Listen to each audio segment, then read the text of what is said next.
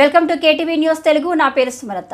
కూటమి ప్రభుత్వంలో ఇచ్చిన సూపర్ 6 హామీలు ఎప్పుడు అమలు చేస్తారని కాంగ్రెస్ అధ్యక్షురాలు షర్మిల ప్రశ్నించారు.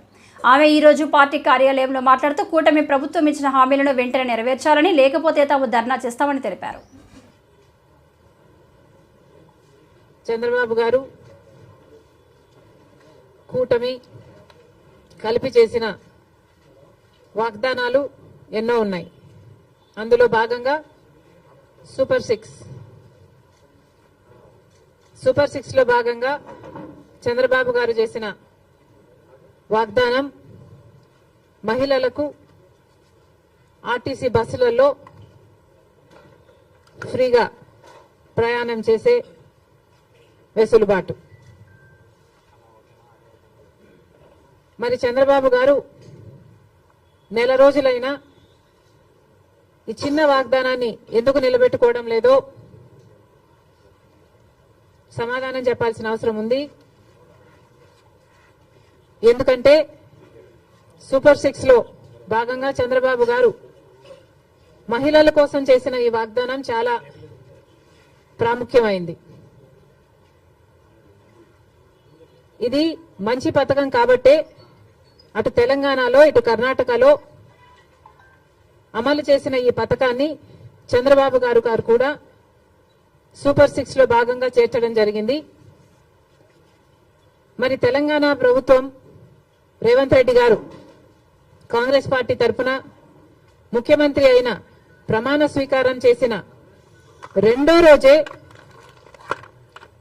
మహిళలకు, అమ్మాయిలకు, ట్రాన్స్జెండర్స్ కు ఆర్టీసీ బస్సులలో ఫ్రీ ప్రయాణం చేయగలిగారు, అమలు చేయగలిగారు. అధికారంలోకి వచ్చిన 2 రోజుకి. కర్ణాటకలో కాంగ్రెస్ పార్టీ అధికారంలోకి వచ్చిన 3 వారాలకే ఆర్టీసీలో మహిళలకు ఫ్రీగా ప్రయాణం చేసే వెసులుబాటు కలిగించగలిగారు. అక్కడ వాగ్దానం నిలబెట్టుకోవడానికి కూడా వాళ్ళకి ఎక్కువ సమయం పట్టలేదు. మరి చంద్రబాబు గారికి ఎందుకింత సమయం పడుతుందో చంద్రబాబు గారు చెప్పాలి. ఎందుకంటే మహిళలకు ఆర్టీసీ బస్సులలో ప్రయాణం చేసే ఈ పథకం చాలా యూస్ఫుల్ కాబట్టే ఈరోజు లేవనెత్తుతున్నాం. మహిళలు అన్న వాళ్ళు మన జనాభాలో సగం, హాఫ్ ద పాపులేషన్ కి డైరెక్ట్ గా వర్తించే పథకం ఈ పథకం. మహిళలకి రక్షణ కల్పించే పథకం కూడా. ఎందుకంటే మహిళలు ఒక చోటు నుంచి ఇంకో చోటికి వెళ్ళాలి అంటే ఆర్టీసీ బస్సులో అయితే సేఫే కాకుండా ఈ పథకం ద్వారా ఫ్రీగా అయితే మహిళలు ఎక్కువ ఆర్టీసీ బస్సులలోనే ప్రయాణం చేసే అవకాశము వీలు ఉంటుంది. కాబట్టి వాళ్ళ పాపులేషన్ ఆర్టీసీ బస్సులో ఎక్కువ అయితే, సే ఫర్ ఎగ్జాంపుల్ ముందు భాగంలో మొత్తం మహిళలకని రిజర్వేషన్ ఉంది కాబట్టి మహిళలు ఎక్కువ భాగం అయితే, మోస్ట్ ఆఫ్ ద బస్ మహిళలు అయితే వాళ్ళకు సెక్యూరిటీగా కూడా ఉంటుంది. కాబట్టి మహిళలకు పనికొచ్చే పథకం ఈ పథకం.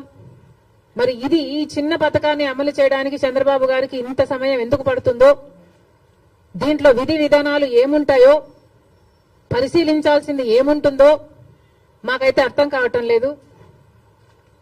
ఎందుకంటే విధి విధానాలు దీంట్లో పరిశీలించి చేయాల్సింది ఏముంటుంది? మహిళలు అన్నాక మహిళలందరికీ వర్తిస్తుంది, ఆడపిల్లలందరికీ వర్తిస్తుంది. మరి దీంట్లో విధులు విధానాలు ఏముంటాయి? బస్సులోకి ఎక్కుతారు, వాళ్ళకు ఫ్రీగా ప్రయాణం చేసే వెసులుబాటు కలిగించాలి. ఇది ఇంత సింపుల్ పథకం కాబట్టే రేవంత్ రెడ్డి గారు రెండో రోజే దీన్ని అమలు చేయగలిగారు. ఏ పథకమైనా అమలు చేయడానికి చిత్తశుద్ధి ఉండాలి.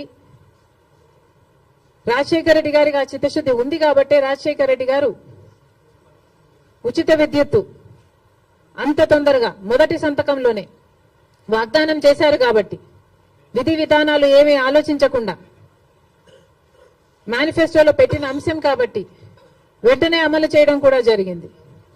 మరి అలాంటప్పుడు మహిళలకు ఇంతగా పనికొచ్చే ఈ పథకాన్ని చంద్రబాబు గారు ఇంత సమయం ఎందుకు పడుతుందో సమాధానం చెప్పాలి.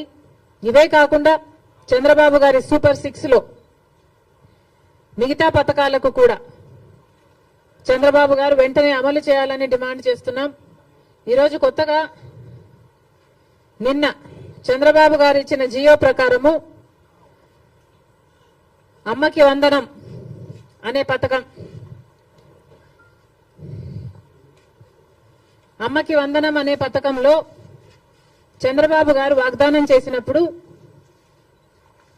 ప్రతి తల్లికి ఎంతమంది బిడ్డలుంటే అంతమంది, ఒకరుంటే 15,000 వస్తుంది, ఇద్దరుంటే 30,000 వస్తుంది, ముగ్గురుంటే 45,000 వస్తుంది, నలుగురుంటే ఏకంగా 60,000 వస్తుంది అని చంద్రబాబు గారు ఊదరగొట్టి మరీ క్యాంపెయిన్ చేశారు. మరి ఈ స్కీమ్కు విధి విధానాలు ఎలా ఉంటాయి? చంద్రబాబు గారు నిన్న విడుదల చేసిన జీవోలో అయితే ప్రతి తల్లికి అని రాశారు. అంటే ఈ పథకం